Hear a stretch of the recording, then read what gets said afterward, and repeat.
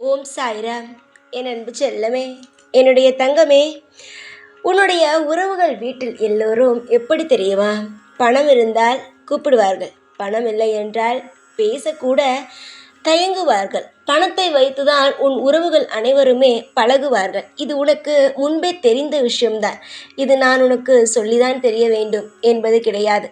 ஏற்கனவே உனக்கு எல்லாமே தெரியும். உறவுகள் என்றால் உன்னிடம் எப்படி பழகுகிறார்கள், காசு இருக்கும் பொழுது உன்னிடம் எப்படி பழகினார்கள், இப்பொழுது எப்படி பழகுகிறார்கள் என்பது உனக்கு எல்லாமே தெரிந்த விஷயங்கள் தான். நான் சொல்லிதான் தெரிய வேண்டும் என்பது கிடையாது என்னுடைய தங்கமே. அதிலும் உன்னுடைய உறவினர்களிலேயே மிக மிக எப்பொழுதுமே எது நீ பேசினாலும் மூஞ்சி கொடுத்து பேசாமல், எப்பொழுதும் நீ பேசினாலே உனக்கு மதிப்பு கொடுக்காமல், மரியாதை கொடுக்காமல், உன்னிடம் எதுவுமே இல்லை என்று அவனுக்கு தெரிந்து அதை வைத்தே நீலாம் எதற்கு பேசுகிறாய், நீலாம் எதற்கு இருக்கிறாய் என்றே அவன் எப்பொழுதும் உன்னை குத்தி குத்தி காட்டி, உன்னை தினமும் எப்பொழுதெல்லாம் உன்னை பார்க்கிறானோ அப்பொழுது எல்லாம் உன்னை கஷ்டப்படுத்துவது போலவே அவன் பேசுவான். அப்பொழுது உன் மனமோ இவனுடைய முகத்தை இனிமேல் பார்க்கவே கூடாது, நம் சாதாரணமாக பேசினால் கூட ஏதோ ஒரு சண்டைக்கு வருவது போலவே இவன் பேசுகிறானே என்ற ஒரு கவலை உன் மனதுக்குள் இருந்து கொண்டேதான் இருக்கிறது. என்னுடைய தங்கமான பிள்ளையே, எந்த ஒரு நிலையிலும் உனக்கு நான் ஒன்று சொல்கிறேன். எந்த ஒரு நிலையிலும் கவலைப்படவே படாதே. ஏதோ ஒரு வழி நான் உனக்கு காட்டுவேன். அதே போல உனக்கு யாராவது ஒருவன் ஏதாவது ஒரு இடத்தில் அசிங்கப்படுத்தினால் அவனை நான் வேறொரு இடத்தில் அசிங்கப்படுத்துவேன். அவன் உன்னை எப்படி பார்க்கிறான்? ஏழையாக பார்க்கிறானா? உன்னை பணம் இல்லாதவளாக பார்க்கிறானா? அதே போல அவனையும் நான் ஆக்குவேன்.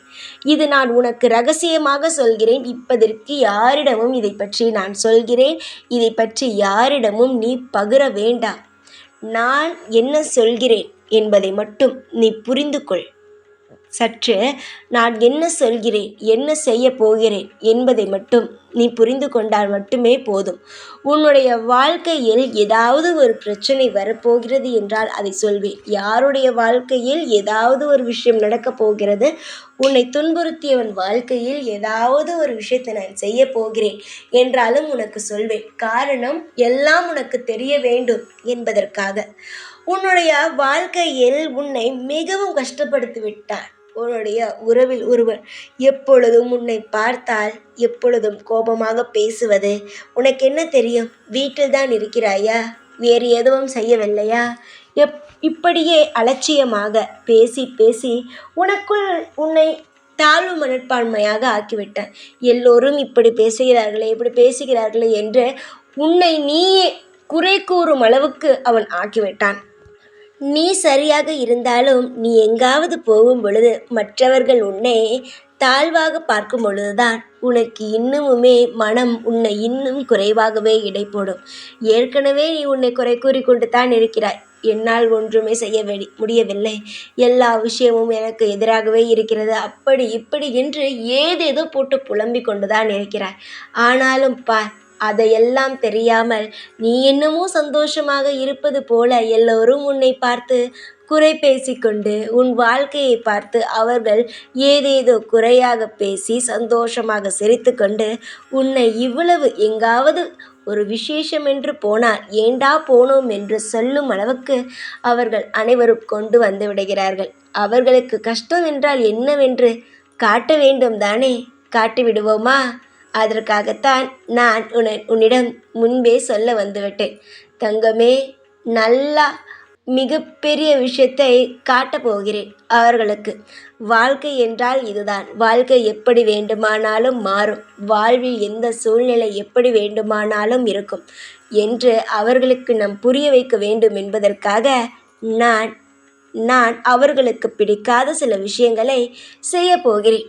இது சீக்கிரமாக என்ன விஷயத்தை நான் செய்ய போகிறேன், என்ன மாதிரியான வாழ்க்கை அவர்களுக்கு அமையப் போகிறது என்பது உனக்கு தெரிய வரும். நான் ஒரு சிறிய அளவு உனக்கு ஒரு சந்தோஷம் சொல்லட்டா? உன்னுடைய வாழ்க்கையை அவர்கள் எப்படி பார்த்தார்கள்? இளக்காரமாக பார்த்தார்கள். அந்த வாழ்க்கையில் நீ எவ்வளவு கஷ்டப்படுகிறாய் என்பதை புரிந்து கொள்ளாமல் உன்னுடைய வாழ்க்கையை பார்த்தாலே ஏதோ இளக்காரமாக பார்த்து உன்னை கஷ்டப்படுத்தினார்கள் அல்லவா? அவர்களுடைய வாழ்க்கையையும் நான் அது போலவே ஆக்கி அவர்களுக்கு வாழ்க்கையில் எவ்வளவு கஷ்டம் இருக்கிறது என்பதை புரிய வைக்கப் போகிறேன். ஒருவருக்கு சந்தோஷமான வாழ்க்கையை நான் கொடுத்தால் தயவு செய்து அதை வைத்து நீங்கள் சந்தோஷப்படுவதோடு நிறுத்தி கொள்ளுங்கள். அதையெல்லாம் விட்டுவிட்டு என்னுடைய வாழ்க்கை எப்படி இருக்கிறது பார்த்தியா? என்னுடைய வாழ்க்கையில் நான் எவ்வளவு சாதித்து இருக்கிறேன் பார்த்தியா? என்னுடைய வாழ்க்கையிலும் நான் இது போல கஷ்டப்பட்டேன், இப்பொழுது முன்னேறிவிட்டேன், நீ இன்னும் முன்னேறாமல் இருக்கிறாயே என்ற ஒப்பிட்டு ஒப்பிட்டு தன்னுடைய வாழ்க்கையையும் உன்னுடைய வாழ்க்கையையும் ஒப்பிட்டு ஒப்பிட்டு பேசுகிறாள் அல்லவா? அவன் வாழ்க்கையில் உன் வாழ்க்கையில் நீ எவ்வளவு கஷ்டப்படுகிறாய் என்பதை அவனுடைய வாழ்க்கையில் அவனுக்கு கொடுத்து இதுதான் கஷ்டம் என்று நான் காட்டப் போகிறேன். எப்பொழுதும் யாரையும் குறைவாக இடை போடாதீர்கள். அவர்களுடைய வாழ்க்கைக்குள் போய் வாழ்ந்து பார்த்தால் மட்டும்தான் தெரியும் வாழ்க்கை என்றால் எவ்வளவு பெரிய கஷ்டமான ஒரு விஷயம். சந்தோஷமாக இருக்கும் வரை அது சொர்க்கமாக இருக்கும். ஒரு சிறிய கஷ்டம் வந்துவிட்டால் அது நரகமாக மாறிவிடும். நீ இப்பொழுது நரகத்தில் தான் வாழ்கிறாய். சீக்கிரமாகவே நிரந்தரமான சொர்க்கத்தில் நீ வாழ்வாய். வாழ்க்கை முழுவதும் உன்னுடைய ஆசைகள் என்னவோ அது நடக்கும். உன்னுடைய வாழ்வில் நீ துளைத்த அனைத்து விஷயங்களும் உனக்கு நல்லதாகவே தான் கிடைக்கும். இதுவரைக்கும் நீ எத்தனையோ விஷயங்கள் மனதில் போட்டு குழப்பிக்கொண்டே இருக்கலாம்.